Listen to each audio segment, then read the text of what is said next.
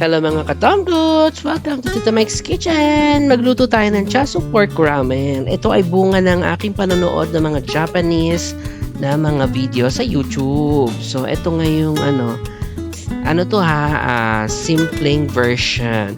Actually, may touch nga to ng Filipino version eh. So, ito, may nakita akong pork dun sa sa freezer. Tinansya ko na syempre, magaling tayo sa tansyahan, no? Tinanggal ko yung buto nitong lechong kawali na yan. Kasi ito ang ating gagaming chasu pork. Bakit chasu? Kasi binabad siya sa chasu sauce. Yung pala yun. So, hindi natin kailangan yung balat. Tanggalin natin. Actually, ang ganda ng baboy na to, no? Konti lang yung taba niya. Pero we need taba kasi masarap ang taba. So, yan. So, pagkalagay ng ganyan, lalagyan natin siya ng mga pampalasa. Tulad ng paminta. Tapos, konting toyo. And then, ito yung sinasabi ko, char siu. Sa, ganito yung spelling niya, char siu. Pero ang basa pala dyan, chasu. So, para mas mapabilis ang ating pagluluto, ganyan na lang kaysa isa-isahin ko pa yung ingredients pa. So, yon. So, ito papakuluan natin siya for 30 to 40 minutes hanggang sa maging super lambot yung baboy. And then, hindi natin siya ihahain agad. Gagawa muna tayo ng i-freezer nga natin siya eh. Kahit gawin niyo siya ahead of time, pwede. Tapos, itong sabaw, ito, marami ako nakitang leeg ng manok. Tapos, yung mga buto-buto doon sa ref, nilagyan ko na rin. Kung mayroon pa nga kayong paa ng manok at kung ano man pwedeng pakuluan nyo, pampalasa. Sa ito nga masarap na eh. Lalo pa ko siguro kung may baka. O, yan. Kumukulo na siya. Lagyan natin ng luya, konti lang. And then, we put sibuyas. And then, ano ba? Paminta. Basically, nagpapakulo lang tayo. Parang nilaga. Tapos, pampalasa. Asin. Tapos, yung, yung stalks. Kakapusin ka kasi ako, kaya yun lang nilagay ko. Tapos, ito ang magic. Ang ating itlog na soft-boiled egg. So, ang technique dyan para magkaroon siya ng malasadong itlog na nilaga is kapag kumukulo na, ilagay doon sa pakuluan, tapos magbilang kayo ng 5 minutes. Pag 5 minutes, tanggalin agad, lagay sa tubig na may yelo para ma-stop yung cooking process niya, para hilaw pa rin yung malasado pa rin yung gitna. Promise, totoo tama niya, makikita niyo itsura ng itlog. Okay, pagkatapos nun, ito, tatantarin na natin tong onion chives na to. Alam nyo ba to? Grabe yung amoy niya ha. Akala ko tuloy nangangamoy yung kilikili ko nung sa mall, sa grocery. Siya pala yun. Anyways, so ayan, kumulo-kulo na siya. Gagawa na tayo ng broth. Itong pinakasabaw. So, dito sa casserole, tatalain natin para hindi sumama yung ibang impurities. Because we only want to have yung sabaw lang mismo. Tapos dito magtitimpla tayo ng napaka-rich na ano pangalan yan? Na soup. Yan. So, pwede nyo salain para kumatas pa lalo yung lasa. Okay. Actually, nagka-crave talaga ako. Mangha talaga ako sa mga Japanese. Parang, wow. Parang ang sarap-sarap talaga yung nasa TV, nasa YouTube, no? And of course, nga pala, yung dito, yung wala kasi ako makitang ramen mismo, yung noodles nila. Kaya ang nilagay ko ay yung Filipino version. So, parang may fusion ng Japanese-Filipino to ha. Huwag nyo i-bash. Wala talaga eh. So, eto na.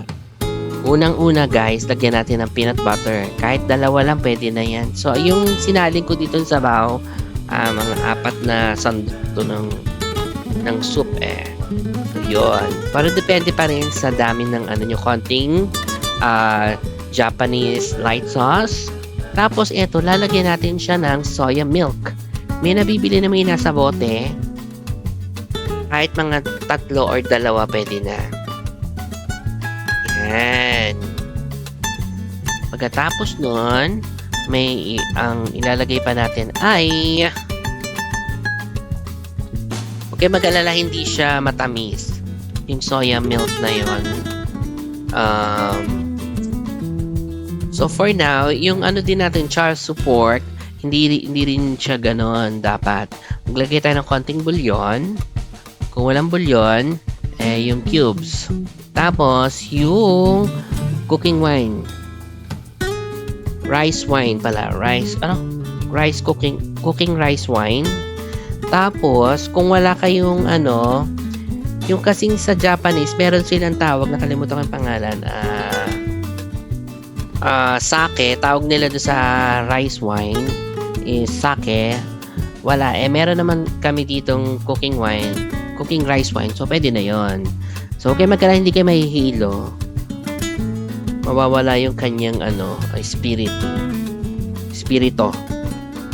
Tapos iwain na natin yung chasu. Eto, kagabi pa to, so yan, iwain natin siya ng ganitong kaninipis.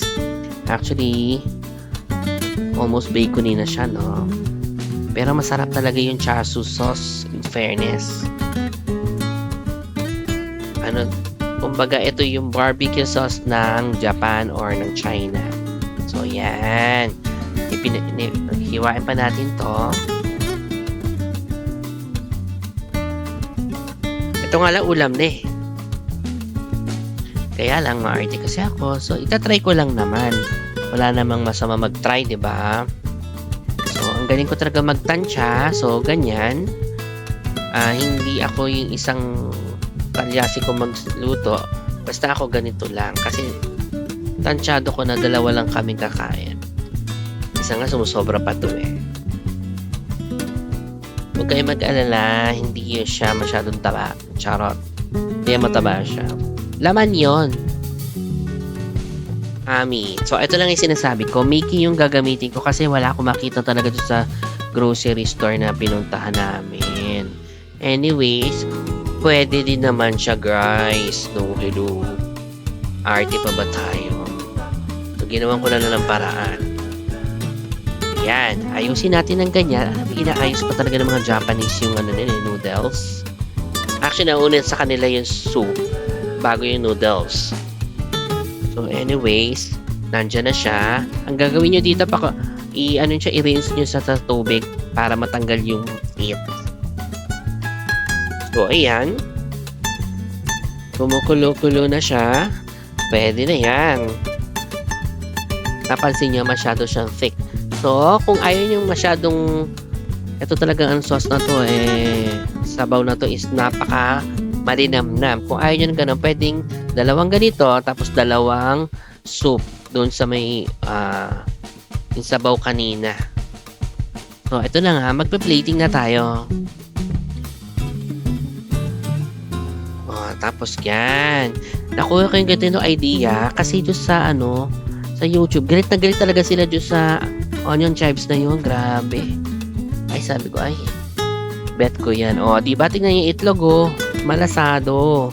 Tapos, lagyan natin ng oil. Tapos, budburan natin ng toasted sesame na dinigdik. At saka yung Japanese nori. Yeah. So, ito na nga. Actually, ang sarap niya. Malinamnam siya, guys. Ayan, nagugutom na naman ako. Next time, gagawa ulit tayo ng ibang ramen naman. So, guys, don't forget to subscribe. And, try nyo rin to. Diba, Alan?